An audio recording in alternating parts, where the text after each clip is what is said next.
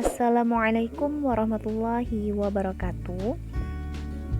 Sebelumnya perkenalkan dulu, kami dari kelompok 2 yang beranggotakan saya, Hanan, dan rekan-rekan saya itu ada Nur Hikmah Ramadayanti dan Rahmi Maulida. Kami dari lokal A PMTK 2018. Pada kesempatan kali ini akan mempresentasikan terkait mata kuliah usul fikih. Adapun pembahasan kami itu terkait tentang sunnah. Untuk pembahasan yang pertama akan disampaikan oleh saya sendiri, yaitu terkait tentang pengertian sunnah. Kata sunnah berasal dari kata sun. Secara etimologis berarti cara yang biasa dilakukan. Apakah cara itu merupakan sesuatu yang baik atau buruk? Di dalam Al-Quran terdapat kata sunnah dalam 16 tempat yang tersebar dalam beberapa surah. Salah satunya bisa kita lihat dalam surah Ali Imran ayat 137, yang mana kata sunnah pada surah tersebut itu diartikan sebagai kebiasaan yang berlaku atau jalan yang diikuti. Terus ada para ulama Islam mengutip kata sunnah dari Al-Quran dan berbahasa Arab, itu artinya cara yang biasa dilakukan dalam pengalaman agama. Terus masih terkait pengertian sunnah, di sini ada perbedaan pendapat antara ulama usul dengan ulama fikih terkait mengartikan kata sunnah tadi. Ulama usul berpendapat bahwasanya sunnah adalah apa-apa yang diriwayatkan dari Nabi Shallallahu Alaihi Wasallam, baik dalam bentuk ucapan, perbuatan, maupun pengakuan dari Nabi Shallallahu Alaihi Wasallam. Sedangkan sunnah dalam istilah ulama fikih itu berarti sebagai sifat hukum bagi suatu perbuatan yang dituntut melakukannya dalam bentuk tuntutan yang tidak pasti. Nah, dengan pengertian ini, karena ia sebagai bentuk tuntutan yang tidak pasti, maka bisa dikatakan sebagai orang yang melaksanakannya diberi pahala, namun tidak berdosa jika tidak melakukannya. Nah, perbedaan antara pendapat ahli usul dengan ahli fikih itu memberikan arti bahwasanya terjadi perbedaan karena mereka berbeda segi peninjauannya. Ulama usul menempatkan sunnah sebagai salah satu sumber atau dalil hukum fikih, sedangkan ulama fikih menempatkan sunnah sebagai salah satu hukum syara yang 5 kemungkinan berlaku terhadap satu perbuatan. Dalam pengertian ini, sama saja bahwa pada hakikatnya sunnah adalah hukum, bukan sumber hukum. Perbedaan dari ahli usul dan ahli fikih ini dalam memberikan arti sunnah, tentu itu karena mereka berbeda dari segi peninjauannya. Ulama usul menempatkan sunnah sebagai salah satu sumber atau dalil hukum fikih, sedangkan ulama fikih menempatkan sunnah itu sebagai salah satu hukum syara yang 5 kemungkinan berlaku terhadap satu perbuatan. Namun, dalam pengertian ini, sunnah tetap saja diartikan bahwasanya sebagai hukum, bukan sumber hukum. Kita juga sering mendengar bahwasanya kata sunnah sering diidentikan dengan kata hadis. Walaupun demikian, walaupun diidentikan, dari kalangan ulama ada yang membedakan sunnah dari hadis, terutama memang dari segi etimologi kata yang berbeda. Kata hadis identik lebih mengarah kepada ucapan-ucapan Nabi Shallallahu Alaihi Wasallam, sedangkan kata sunnah lebih mengarah kepada perbuatan dan tindakan Nabi Shallallahu Alaihi Wasallam, yang pada hakikatnya semua ahli sunnah itu baik dari kelompok ahli fikih maupun ulama usul fikih, mereka mengartikan bahwasanya kata sunnah dan hadis itu sama-sama merujuk kepada Nabi dan berlaku untuk Nabi Shallallahu Alaihi Wasallam dan tidak digunakan kepada selain Nabi Shallallahu Alaihi Wasallam. Hal ini tentunya karena bahwasanya Nabi Shallallahu Alaihi Wasallam adalah satu-satunya manusia yang maksum, yang terpelihara dari kesalahan, dan karenanya beliau sendirilah yang merupakan sumber tauladan, sehingga apa yang disunahkan itu mengikat seluruh umat Islam. Untuk selanjutnya itu terkait tentang dasar hukum atau kehujahan sunnah. Ulama Islam sepakat menjadikan sunnah Nabi meliputi perkataan, perbuatan, dan ketetapannya sebagai sumber hukum Islam yang kedua. Sunnah ini menjadi sumber bagi para mujtahid untuk mengistinbatkan hukum Islam yang berkaitan dengan perbuatan mukallaf. Nah, alasan sunnah dijadikan sebagai sumber hukum kedua atau bisa disebut dengan alasan kehujahan sunnah itu. Yang pertama, karena banyak Al-Quran yang memerintahkan umat Islam menaati Nabi. Bahkan, Nabi merupakan bukti ketaatan hamba terhadap Allah. Dari firman Allah, bisa dilihat dalam Quran Surah An-Nisa ayat 59, dan Allah tegaskan kembali dalam Quran Surah An-Nisa ayat 80. Terus yang kedua, alasan kedua itu ada ijma' sahabat, baik pada masa hidup Nabi maupun setelah wafatnya, tentang kewajiban mengikuti sunnah. Para sahabat sering menetapkan hukum berdasarkan sunnah atau hadis yang diriwayatkan perorangan. Dan alasan terakhir itu karena dalam berbagai ayat Al-Quran terdapat perintah yang berkaitan dengan kewajiban mukallaf. Kewajiban itu hanya disebutkan secara umum. Nah, kewajiban-kewajiban itu bisa misalnya tentang sholat, zakat, maupun tentang haji. Seandainya tidak ada sunnah yang disampaikan kepada Nabi dalam bentuk perkataan dan perbuatan, tentu tidak mungkin kita bisa melaksanakan kewajiban itu. Atas dasar ini, sunnah wajib diikuti karena berasal dari Nabi Shallallahu Alaihi Wasallam. Oke, untuk penyampaian selanjutnya akan dilanjutkan oleh Nur Hikmah Ramadayanti. Kedudukan sunnah sebagai sumber hukum. Hadis merupakan segala hal yang disandarkan kepada Nabi Shallallahu Alaihi Wasallam yang dijadikan dasar untuk menentukan hukum dalam ajaran Islam. Karena Nabi adalah sosok yang mulia dan menjadi suri tauladan bagi umat manusia. Para ulama ahli usul fikih menjadikan hadis sebagai sumber hukum kedua setelah Al-Quran dalam menentukan hukum Islam yang tidak ditemukan keterangannya dalam Al-Quran.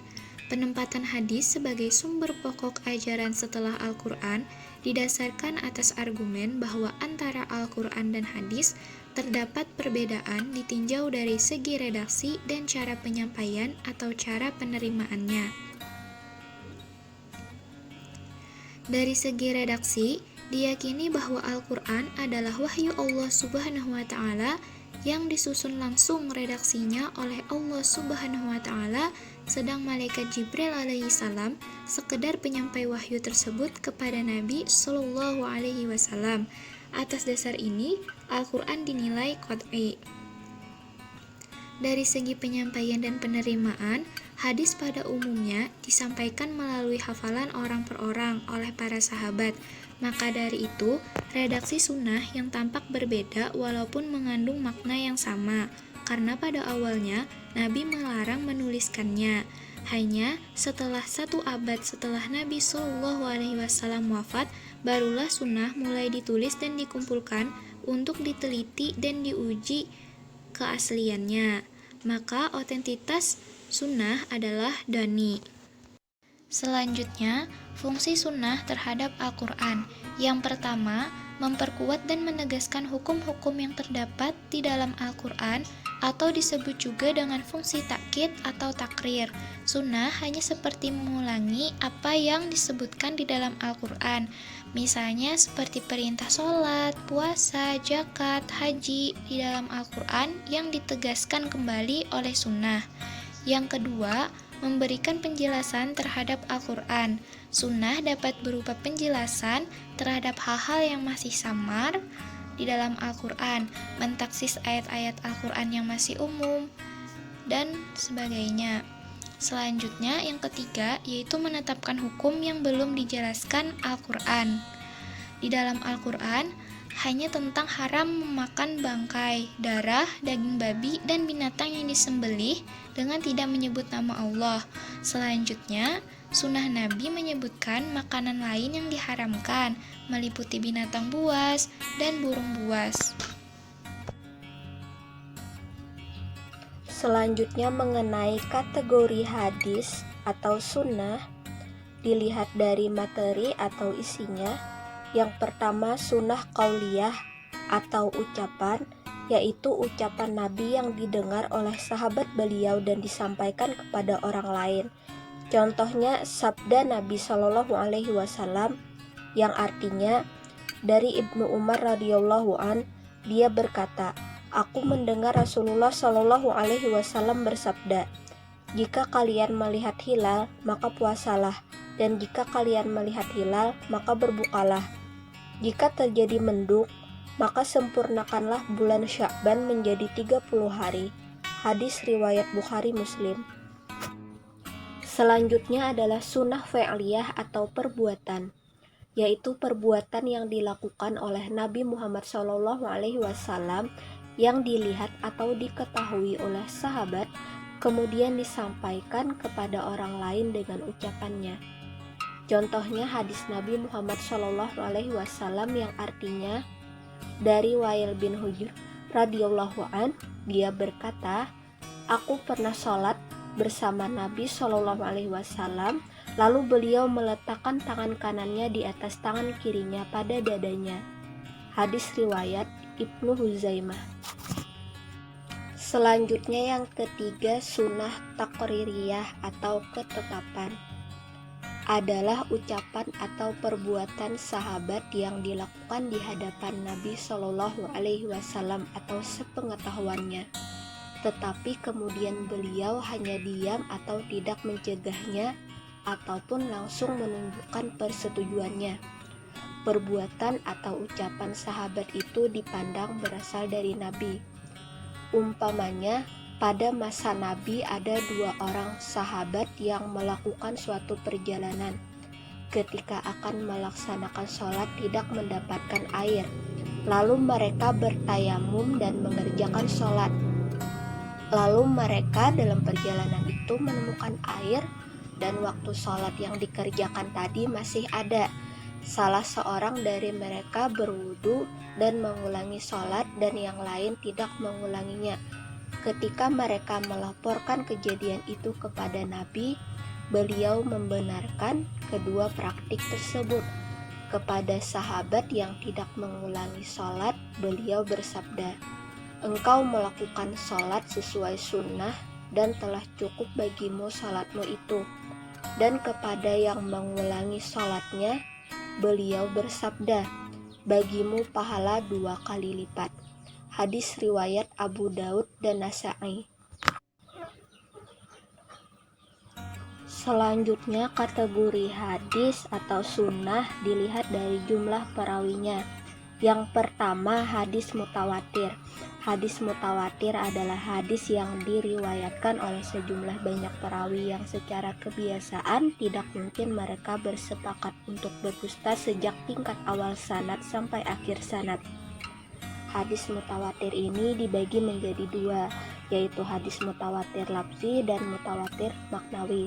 Hadis mutawatir lafzi adalah hadis-hadis yang diriwayatkan orang banyak secara keseluruhan, sama lafal dan artinya, seperti sabda Nabi Muhammad SAW yang artinya, barang siapa yang berbuat dusta atas diriku dengan sengaja, maka hendaklah ia mengambil tempatnya di neraka.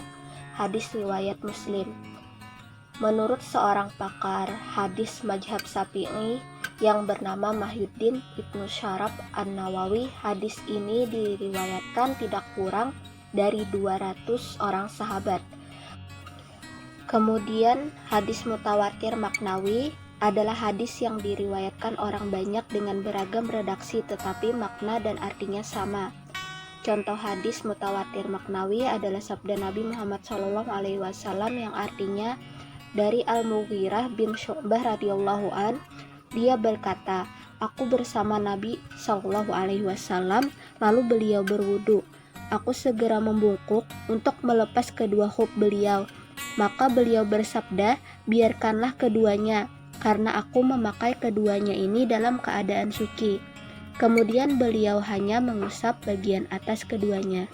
Hadis riwayat Bukhari Muslim. Kemudian yang kedua, hadis masyhur.